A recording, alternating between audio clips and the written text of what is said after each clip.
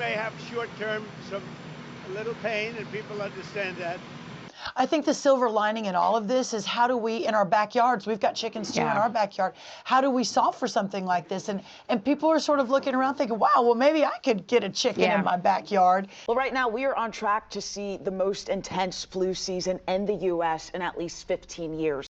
In this video, there's a lot to cover. Economic instability, shifting global power dynamics, and disease outbreaks, they demand our attention. I'm also going to let you know about this week's giveaway that you can win, so you're not going to want to miss out on that. So let's go ahead and jump in.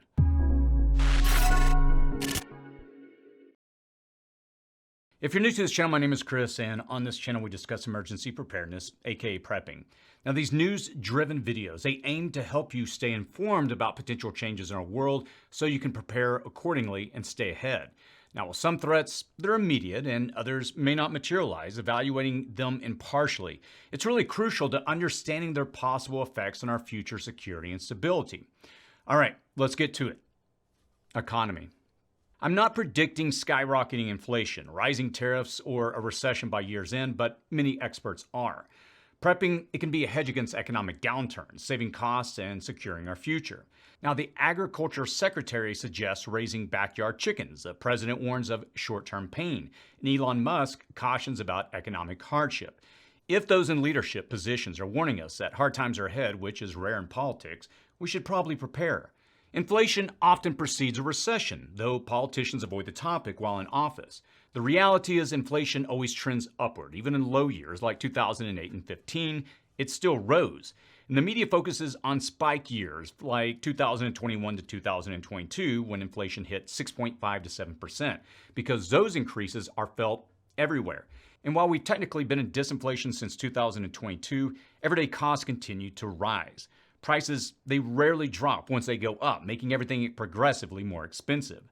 Now, given the fluctuating tariffs, the risk of accelerated inflation and recession may be higher than forecasts suggest. As of March 4, 2025, President Trump's new tariffs include a 25% levy on most Canadian and Mexican imports and a hike from 10 to 20% on Chinese goods, prompting swift retaliation. Now, China is going to impose 10 to 15% tariffs on U.S. agricultural imports by March 10th. Canada has enacted 25% tariffs on $20 billion of U.S. goods, with more coming, and Mexico is going to announce its countermeasures this Sunday. It's those non-tariff measures that can be problematic. The Canadian provinces of Manitoba and Ontario just ordered the removal of all American liquor from store shelves. Ontario Premier Doug Ford has threatened to cut off electricity exports to the United States. Prime Minister Justin Trudeau strongly condemned the U.S. tariffs imposed by President Trump. Now, Canada's main imports from the U.S., they include vehicles, machinery, mechanical appliances, electrical and electronic equipment, mineral fuels and oils, plastic, chemicals, rubber, leather products, and various agricultural goods. But the non-tariff measure that's probably going to hurt the United States exports to Canada the most may be the unified Canadian effort to no longer buy American. To grasp the potential food supply crisis, you must understand how it operates now. Grown in America, it doesn't mean that it reaches store shelves directly. Nearly 50% of U.S. fruits and 30% of vegetables are processed overseas due to lower labor costs before being shipped back, facing tariffs both abroad and upon return. Now, understand that this processed overseas food may also include fish, chicken, beef, and so much more. You might have noticed the label on the package of your beef that reads processed in Canada, the U.S., or Mexico.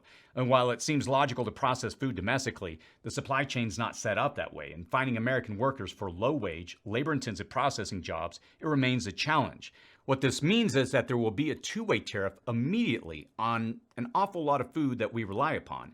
As of yesterday, Mexico's tariffs have been postponed another month.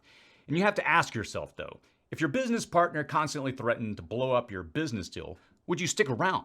It's likely you're going to seek another more stable business partner.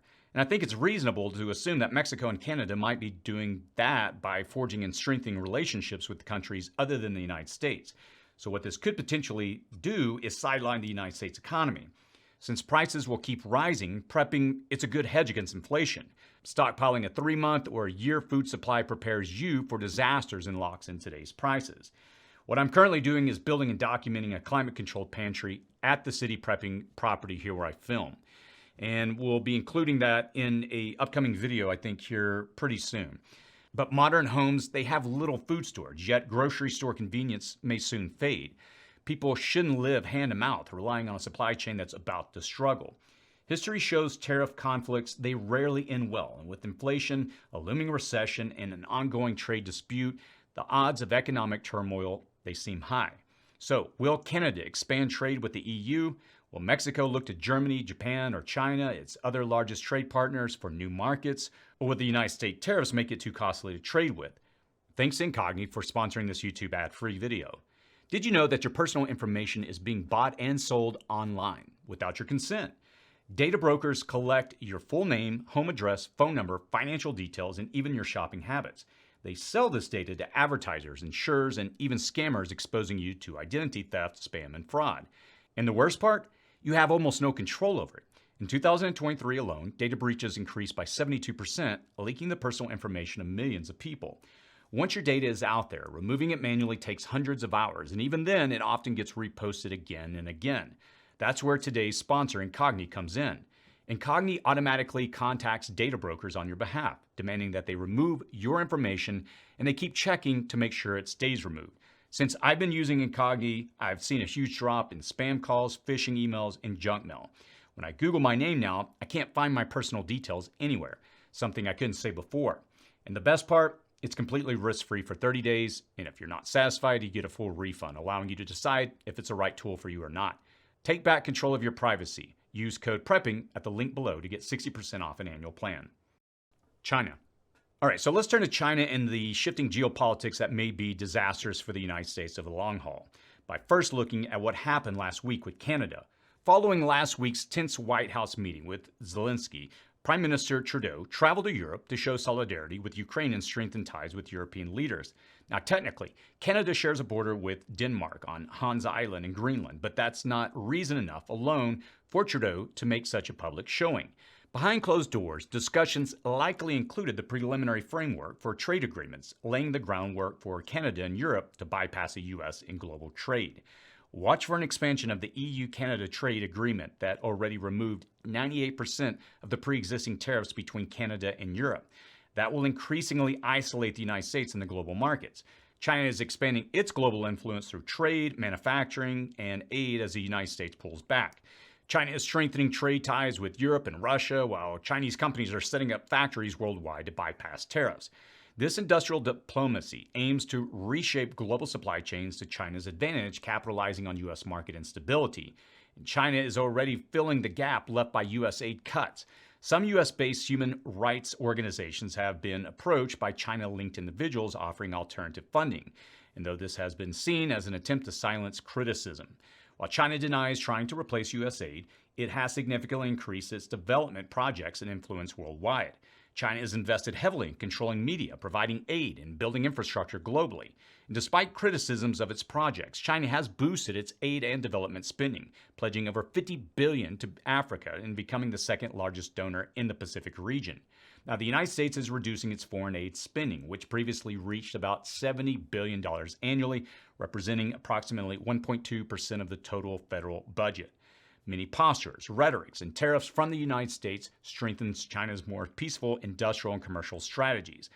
Now, I can't help but view this through the lens of what Ray Dalio described in his book, The Rise and Fall of Great Powers, the Principles for Dealing with a Changing World Order.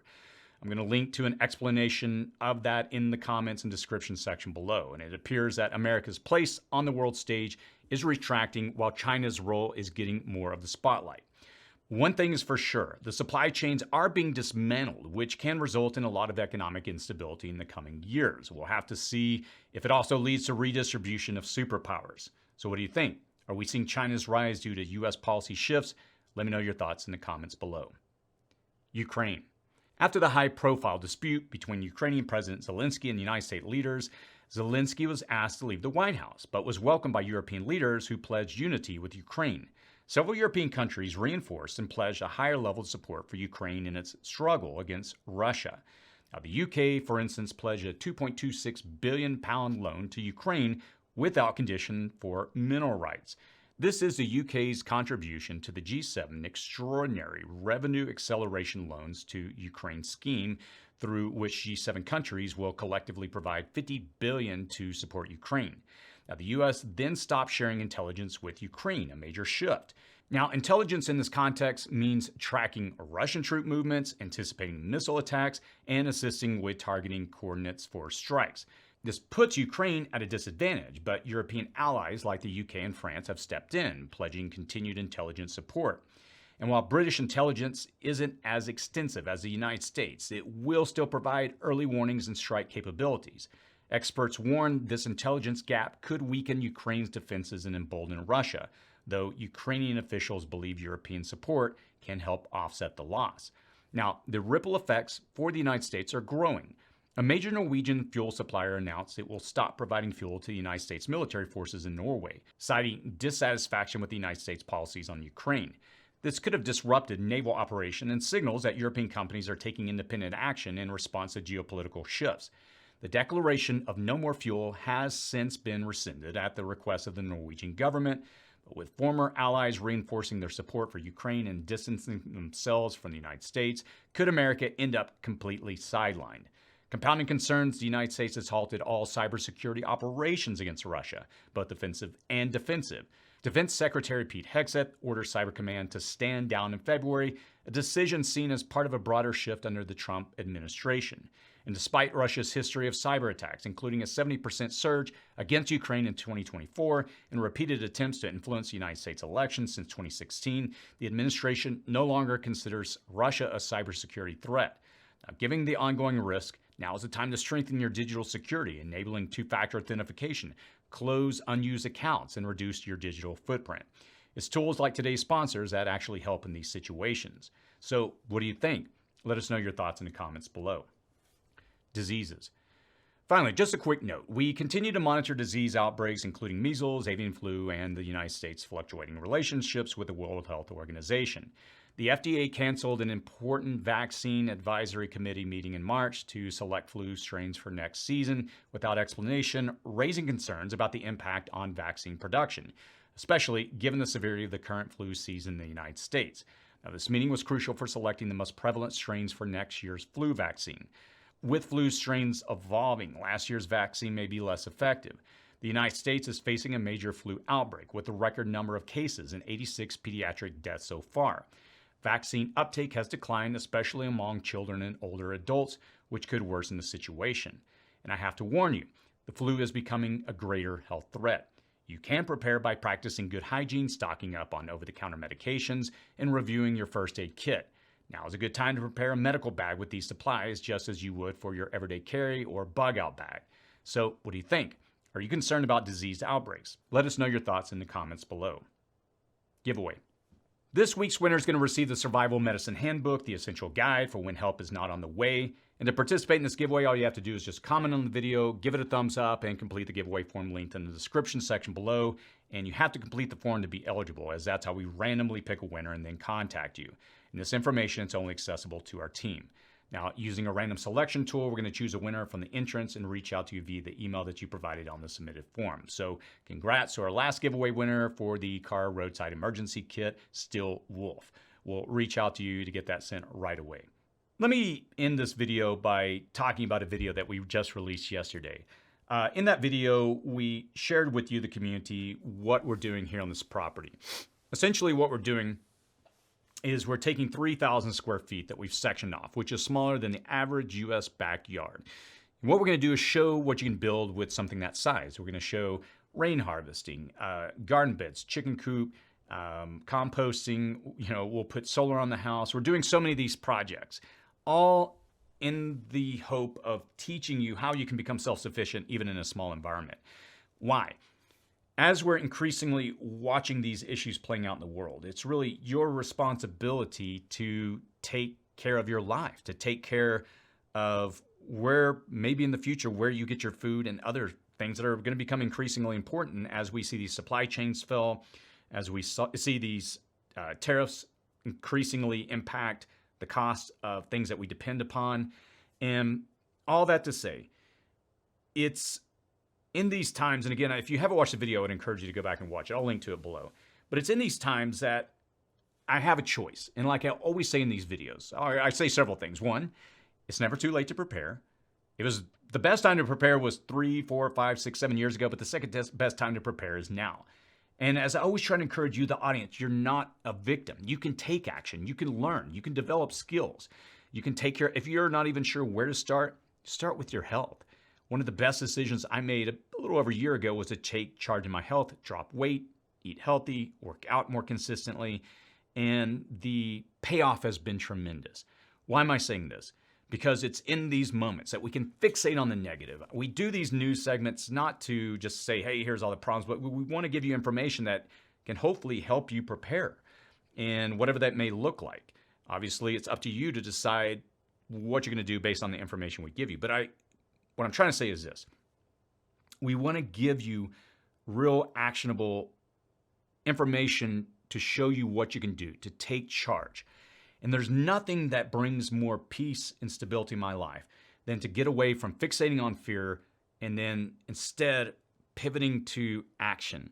Because when I sit over here in my fear, I become complacent and I get caught up in it. I know how my mind works. I can get wrapped up around that really quickly, and it creates anxiety and it locks me up. But when I step over here and I say, hey, maybe I don't know all the actions that I should take, all the solutions, but I decide to move forward, it brings a sense of peace in my life and knowing that I can take care of my family as I increasingly get these things in order. I'll be honest, we've got a team that we built out here at City Prepping over the years. Certain team members are better at certain things. We have some really amazing gardeners on our team that we're bringing in to help us. They've been involved with a lot of videos in the past, but we're going to be doing a lot of mass garden production, over here in this garden environment. And I'm saying this because there's a lot of things I'm going to have to learn from them over the next several months. Skills, abilities. There's things I'm looking at even now. I'm like, I'm not quite sure how we're going to do this, but we'll figure it out. In saying this, I want to encourage you with the same thing. Don't let fear lock you up. Find something and go toward it. Something that you put off and you said, hey, maybe I wanted to do this, but I'm not sure how. Again, we're going to release a course in a couple of months where we're going to detail this whole process. But the key is take action. Because the instability that's baked into our future, it's pretty straightforward to most people, especially if you've been prepping for a while like I have. But personally, I've accelerated my timelines to increasingly become more self-sufficient and prepared for whatever the future holds. This is something that's, for me, even in the last several months, I feel like I've had to kick things up a notch as I watch these global events play out. And again, I'm going to be documenting this entire process of what we're doing here at the property to really help guide you through the same steps to convert your own environment into an oasis of stability in this tumultuous world. I'm going to link to a couple of videos here on the side of the screen that I would encourage you to watch next. The first is about how I'm getting busy instead of staying anxious. That was a video I released yesterday. And the second video is how cyber attacks can impact you and what you can do to prepare against them. You have more control over your future than you might think, and I want to provide you with solutions. As always, stay safe out there.